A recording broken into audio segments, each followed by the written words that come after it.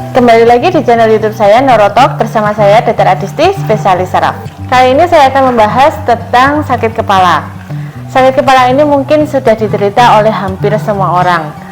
Masyarakat menyebut sakit kepala ini sebagai pusing, cekot-cekot, pening, glier, dan sebagainya.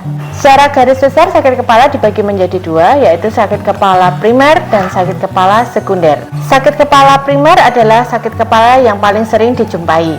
Sakit kepala primer ini meliputi sakit kepala tegang, sakit kepala migrain, ataupun sakit kepala klaster.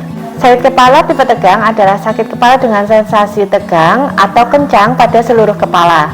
Terkadang menjalar sampai dengan tengkuk dan tidak diperberat dengan aktivitas fisik. Sedangkan sakit kepala tipe migrain adalah sakit kepala yang paling sering dijumpai pada salah satu sisi kepala. Sakit kepala tipe ini seringkali berdenyut, kemudian diperberat dengan aktivitas fisik, serta dapat disertai dengan mual, muntah, ataupun lebih sensitif terhadap cahaya ataupun suara yang keras. Lebih sensitif terhadap cahaya disebut dengan fotofobi, sedangkan lebih sensitif terhadap suara keras disebut fonofobi.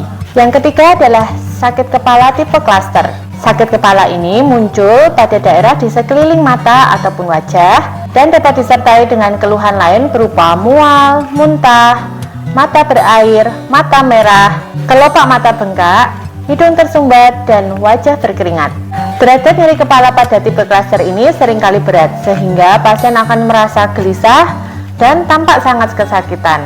Kemudian tipe sakit kepala yang kedua adalah sakit kepala sekunder. Sakit kepala sekunder adalah sakit kepala yang muncul dikarenakan ada penyakit yang mendasari, seperti infeksi otak, tumor otak, perdarahan otak, sumbatan pembuluh darah pada otak, bahkan sampai dengan peradangan pada pembuluh darah arteri. Karakteristik tipe sakit kepala sekunder ini berbeda-beda tergantung dari penyakit yang mendasari. Nah, apakah semua sakit kepala ini berbahaya? Pada umumnya sakit kepala ini tidak berbahaya dan dapat ditangani dengan mudah. Namun ada beberapa tanda dan gejala yang menjadikan sakit kepala itu berbahaya, dinamakan dengan red flag. Karakteristik apa sajakah red flag atau tanda bahaya sakit kepala? Yang pertama, jika ada keluhan sakit kepala yang sangat-sangat berat atau sangat hebat dirasakan oleh pasien yang belum pernah dirasakan sebelumnya. Tanda bahaya yang kedua adalah sakit kepala ini bersifat progresif atau semakin lama semakin berat. Pemberatan sakit kepala ini bisa berupa peningkatan durasi, frekuensi, ataupun intensitas sakit kepala. Tanda yang ketiga adalah sakit kepala yang dirasakan pada malam hari atau dini hari, dirasakan sakit kepala yang sangat hebat sehingga mengganggu tidur pasien dan pasien akan terbangun. Kemudian tanda keempat adalah sakit kepala diperberat dengan adanya batuk, mengejan, ataupun bersin. Tanda yang kelima adalah sakit kepala ini disertai dengan muntah menyemprot dan pandangan kabur.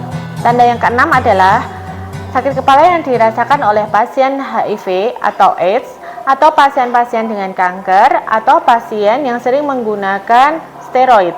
Kemudian tanda bahaya yang ketujuh adalah sakit kepala dirasakan pada usia lanjut.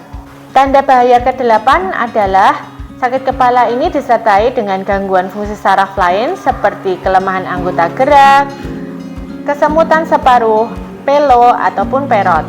Tanda bahaya yang ke-9 adalah sakit kepala dirasakan pada pasien dengan riwayat jatuh terbentur kepala sebelumnya. Apabila seseorang mengalami tanda sakit kepala berbahaya seperti ini, maka harus segera wajib ke dokter karena akan dilakukan pemeriksaan khusus. Nah, ketika memeriksakan diri, data apa saja sih yang diperlukan oleh dokter untuk mendiagnosa sakit kepala ini dengan betul? Pasien harus memberikan data waktu dimulainya sakit kepala atau disebut dengan onset. Pasien juga harus memberikan data tentang intensitas sakit kepala yang dirasakan. Intensitas sakit kepala ini bisa dilaporkan dalam bentuk angka, 0 untuk tidak sakit sama sekali, sedangkan 10 untuk sakit yang tidak tertahankan. Pasien juga harus memberikan data tentang durasi sakit kepala, frekuensi sakit kepala, dan lokasi sakit kepala. Lokasi ini bisa berupa seluruh kepala, separuh kepala, sakit kepala di tengkuk, sakit kepala di area belakang, ataupun sakit kepala di area depan. Kemudian data yang tidak kalah penting adalah bentuk sakit kepala. Bisa berupa nyeri berdenyut, ataupun terasa tegang, ataupun terasa terikat, ataupun terasa penuh, atau seperti dipukul. Data yang diperlukan selanjutnya adalah hal yang memperparah sakit kepala.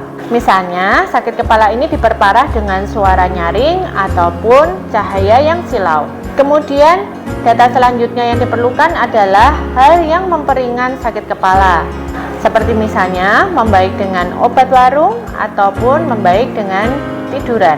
Kemudian riwayat penyakit sebelumnya diperlukan oleh dokter untuk mendiagnosa sakit kepala ini, seperti adakah riwayat tensi tinggi, sakit gula, riwayat sakit infeksi seperti TBC, ataupun riwayat tumor sebelumnya. Gejala yang menyertai berupa pilek, batuk, diare, dan sebagainya juga harus dilaporkan kepada dokter untuk mendiagnosa sakit kepala dengan tepat.